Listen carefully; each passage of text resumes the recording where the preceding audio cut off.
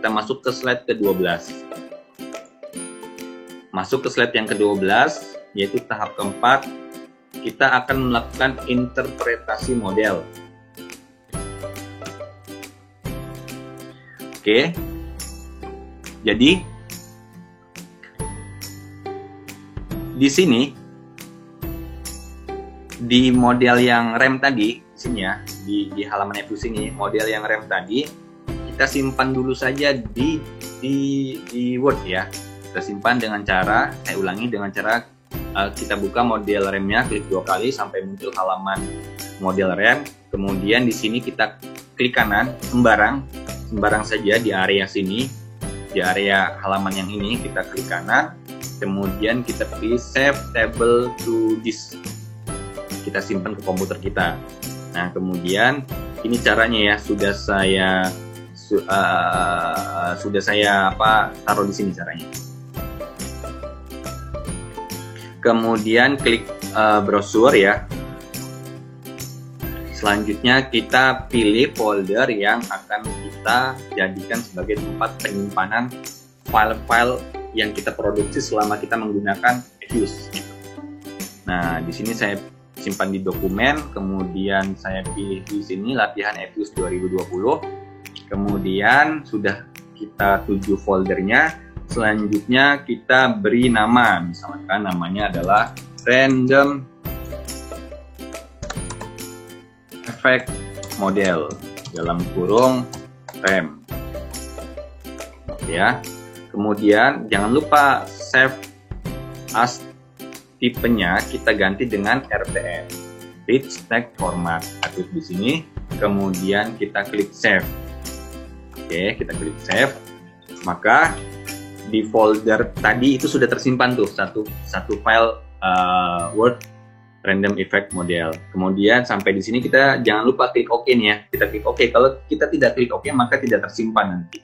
Kita klik OK. Nah, sekarang kita buka foldernya ya. Kita lihat ya, kita buktikan apakah dia tersimpan atau tidak. Nah, oke, ini sudah tersimpan ya. Ini Random Effect Model rem dalam bentuk Word ya. Nah, sekarang ini kita buka Word-nya.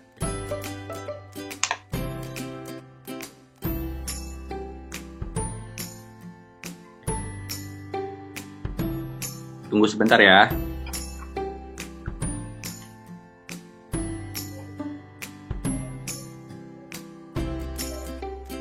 Oke, ini adalah hasil estimasi model yang random effect model, dan inilah yang kita gunakan nanti di skripsi kita gitu ya. Nah, di sini tinggal kita klik kanan, kemudian kita copy di PPT. Kenapa harus di copy di PPT ya? Ini karena saya ingin mempresentasikan saja ke teman-teman dalam bentuk PPT ya, gitu. Jadi kalau teman-teman mengerjakan skripsi ya kerjakan di Word-nya seperti itu. Nah, tabel tadi sudah saya kopikan di sini. Saya perbesar terlebih dahulu layar PPT-nya.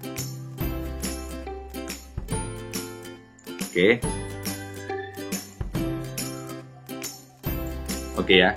Nah, tabel tadi saya copy paste di sini dan inilah jadinya ya. Ini sudah saya masukkan sebelum pelatihan, jadi agar lebih mempersingkat waktu. Nah, selanjutnya adalah ada 3 hal yang biasa umum diinterpretasikan dari hasil estimasi model yang terpilih. Yang pertama adalah uji signifikansi simultan, ya. Yang kedua adalah koefisien determinasi. Yang ketiga adalah uji signifikansi parsial atau individu. Nah, yang uji signifikansi simultan ini dia ingin melihat pengaruh.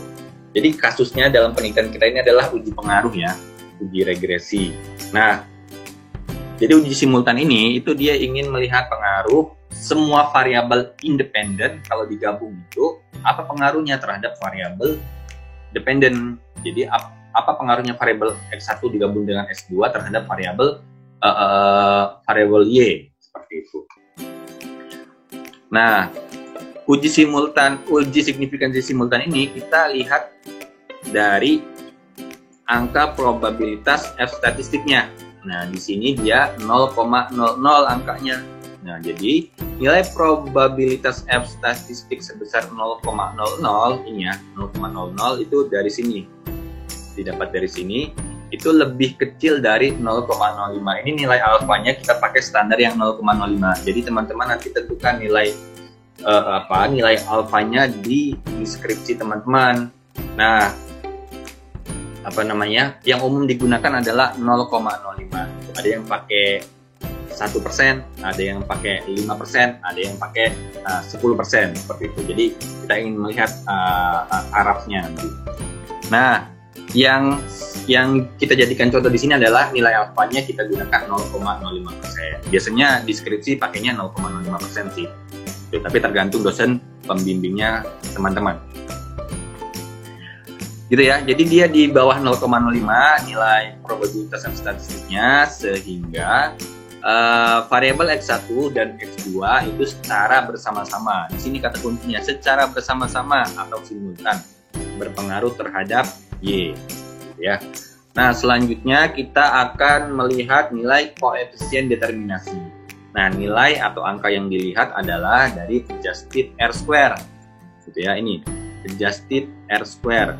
Angkanya 0,233 951. Ya, kita simpelin 0,23 lah ya.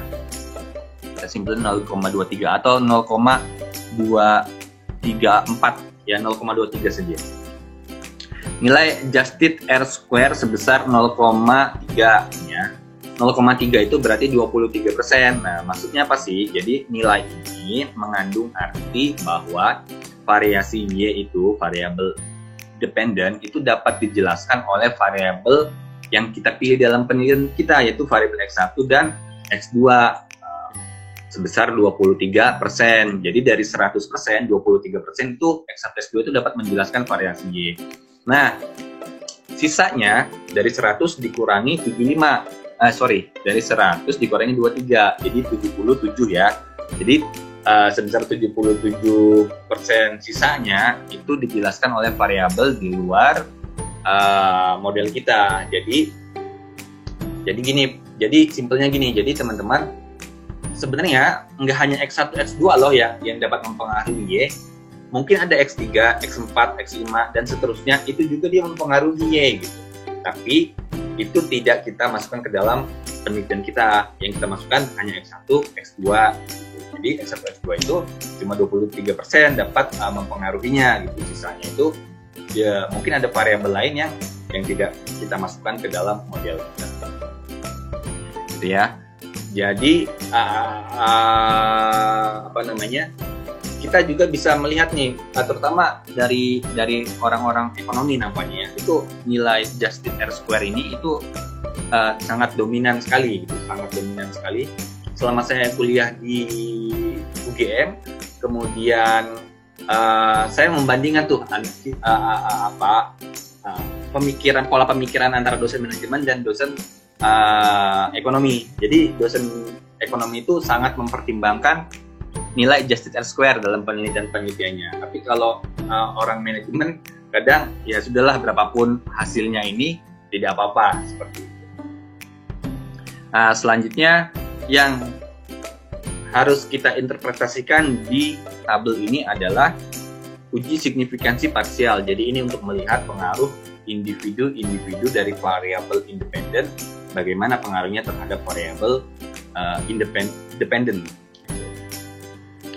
Pertama yang harus kita perhatikan adalah variabel independen yang pertama, yaitu X1. Nah, kita lihat nilai probabilitasnya di sini 0,0000 ya. Jadi nilai probabilitas X1 sebesar 0,00 itu di bawah nilai alfa sebesar 0,05, sehingga menerima HA1, yaitu X1 berpengaruh terhadap Y. Nah, keputusan ini tergantung dari hipotesisnya teman-teman ya. Tergantung dari hipotesisnya teman-teman. Nah, kemudian kan HO-nya itu kan tidak berpengaruh. HO-nya tidak berpengaruh, HA-nya berpengaruh. Kalau dia di sini nilainya di atas 0,05, berarti dia tidak berpengaruh. Begitupun dengan nilai probabilitas S2-nya sebesar 0,00, dia berada di bawah 0,05. Sehingga menerima HA2 atau hipotesis alternatif yang kedua untuk X2, yaitu X2 berpengaruh terhadap Y, ya.